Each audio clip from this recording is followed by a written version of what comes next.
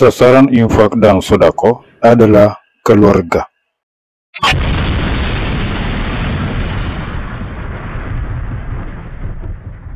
La ilaha illallah wallahu akbar. Allahu akbar walillahil hamd. Allahu akbar Allah. Sahabat Harilanos TV, selamat berjumpa kembali di hari yang fitri ini. Dari redaksi Harilanos TV di Kota Makassar, Sulawesi Selatan, Indonesia, mengucapkan taqabbalallahu minna wa minkum. La ilaha illallah. Sahabat Harilanos TV, dalam edisi kali ini kita akan berceloteh mengenai sasaran infak dan sedekah itu sesungguhnya kepada siapa, atau kepada siapakah yang menjadi prioritas utama dalam pendistribusian infak dan sedekah itu.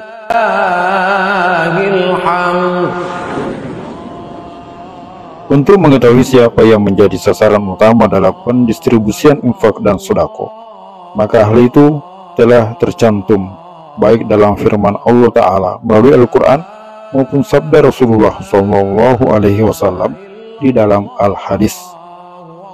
Petunjuk pelaksanaan pendistribusian infak sudah dijelaskan oleh Allah langsung melalui firman-Nya di dalam surat Al-Baqarah ayat 215 yang artinya, mereka bertanya kepada Muhammad tentang apa yang mereka nafkahkan. Maka jawablah, harta apa saja yang kalian nafkahkan hendaklah diberikan kepada ibu bapak, kaum kerabat, anak-anak yatim, orang-orang miskin, dan orang-orang yang sedang dalam perjalanan. Allahu akbar, Allahu akbar, Allah. Dan apa saja kebaikan yang kalian buat, maka sesungguhnya Allah Maha mengetahuinya. Surat Al-Baqarah 215. Dan diperkuat dengan sabda Rasulullah SAW yang artinya, dahulukanlah orang-orang yang menjadi tanggunganmu. Hadis riwayat Bukhari, nomor hadis 5356. Allahu akbar, Allahu akbar, Allahu akbar. Dan di dalam hadis lainnya Rasulullah bersabda, mulailah dengan dirimu, sedekahlah atas dirimu sendiri, jika masih ada lebih maka untuk keluargamu, yakni istri dan anak-anakmu, jika masih ada lebihan maka untuk keluargamu dan sanak kerabat, jikalau masih ada lebih maka begini dan begini. Sahih Al-Jami. Allahu akbar, Allahu akbar, Allahu akbar. Nah, dari penjelasan itu kita dapat dengan jelas melihat kelompok-kelompok mana yang benar-benar murni menjalankan praktik amalan, khususnya dalam hal pendistribusian infak dan sedekah sesuai dengan teori praktik yang dicontohkan di dalam Al-Quran dan Al-Hadis, dan kelompok siapa yang hanya menggunakan dalil Quran Hadis untuk mengeruk keuntungan pribadi. Di dalam kelompok Islam Jamaah LDII ada pemberlakuan setoran uang dari setiap jamaah setiap bulan dengan besaran setoran 10% dari total penghasilan di bulan tersebut. Kewajiban menyetor persepuluhan ini oleh Keamiran Islam Jamaah LDII disebut sebagai infak rutin atau infak persenan atau infak penghasilan dan lain-lain. Yang meskipun tidak dinyatakan bahwa persenan atau persepuluhan itu wajib, namun pada praktiknya pelaksanaannya terkesan diwajibkan karena harus dibayar tepat waktu, dan bila terlambat akan diterobos atau ditagih ke rumah-rumah oleh penerobos dan KU kelompok. Dan bila pada bulan itu tidak terbayar, maka pada bulan depan, bulan berikutnya, pembayaran harus dirapel. Uang persepuluhan itu dikumpulkan oleh KU kelompok dari setiap jamaah, lalu diteruskan kepada KU daerah untuk selanjutnya diantarkan langsung ke pusat oleh kiai daerah atau imam daerah, perwakilan amir di tingkat daerah. Bila setoran itu dikatakan sebagai infak atau sedekah, maka hal itu jelas menyalahi mekanisme infak dan sedekah, bertentangan dengan prosedur serta petunjuk pelaksanaan pengelolaan infak dan sedekah, baik dalam hal pengumpulan maupun dalam hal pendistribusiannya. Bukan sekedar menyalahi prosedur pendistribusian, bahkan persepuluhan adalah amalan terlarang di dalam Islam.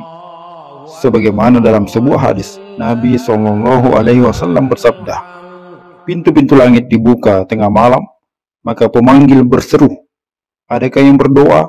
Maka pasti dijabah baginya. Adakah yang meminta? Maka pasti diberi. Adakah yang dirundung keruwetan? Maka pasti dilapangkan dirinya.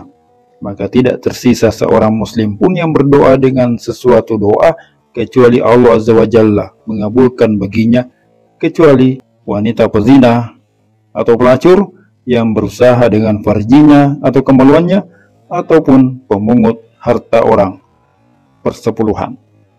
Hadis riwayat Ahmad dan At-Tabari. Allahu Akbar, Allah. Agama Islam jelas melarang persepuluhan melalui sabda Rasulullah. Namun hadis larangan isrun atau persepuluhan itu tetap dilanggar oleh penguasa atau amir, imam Islam Jamaah LDI. Dan hal ini diberlakukan di kalangan Islam Jamaah LDI setiap bulan. Infaknya persenan per bulan untuk keperluan sabilillah, mengeluarkan harta benda untuk keperluan apa? Sabilillah. Karena perintahnya itu jahidu bi amwalikum wa anfusikum. Belalah dengan hartamu yang sudah jadi milikmu dan dirimu. Jadi kalau namanya pembelaan, Allahu Akbar. Seorang laki-laki dari Bani Taklib, ia berkata, aku datang kepada Nabi SAW, kemudian aku masuk Islam, dan beliau mengajariku tentang Islam, dan mengajariku tentang bagaimana mengambil zakat dari kaumku di antara orang-orang yang masuk Islam. Kemudian aku kembali kepadanya dan aku katakan, wahai Rasulullah, seluruh apa yang Anda ajarkan telah aku hafal kecuali zakat. Apakah aku mengambil 1/10 dari mereka? Rasulullah berkata, tidak.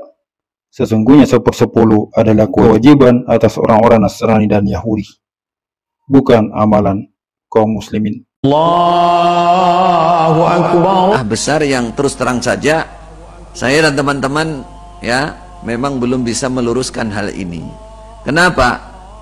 Ya kita coba sedikit demi sedikit meluruskan dan mengusulkan supaya itu dirubah, ya dirubah caranya, dirubah bahasanya dan lain-lain. Tapi ini justru kalau Anda ingin tahu ya, salah satu poin besar kenapa saya dan teman-teman di apa bahasanya DNA kemudian akhirnya dimurtadkan, ya salah satunya karena dianggap cara Jawa ngudik-ngudik apa dianggap ngentai, bahasa Jawanya ngentai itu ya tidak mendukung program ini, sedekah persenan ini. Itu salah satu buktinya.